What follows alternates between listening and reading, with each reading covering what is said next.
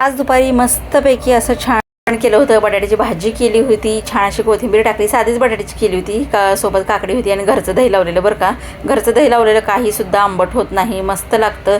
आणि जेवणासोबत असं सॅलड आणि दही खायला पाहिजे, कारण शरीराला चांगलं असते. आणि मस्त इथं तूप लावलेली चपाती आहे. नॉर्मल तूप लावले, तुम्ही म्हणताना जास्त लावते त्यामुळे आता कमी लावते. आणि सुंदर असं सागर संगीत आपलं शाकाहारी जेवण तयार आहे. या तुम्ही सुद्धा खायला. आणि तुमच्याकडे सुद्धा कोणता बेत आहे नक्की सांगा कमेंटमध्ये. ह्याच्यानंतर आम्हाला जायचं होतं मस्तपैकी डीमार्ट म्हटलं की मला आणि मनस्वीला खूप आनंद होतो बरं का, कारण तिथे छान छान सगळं बघायला असतं. डीमार्टला आल्यानंतर मस्तपैकी ट्रॉली घेण्याचं काम मनस्वी करत असते. तिला नको म्हटलं तरी ती काय ऐकत नाही, वजन असते तरी सुद्धा घेते. आणि मग काही ते सुरू होतं डीमार्टमध्ये. मी माझं बघत असते काय संपले काय नाही, काय आठवून आपलं घ्यायचं.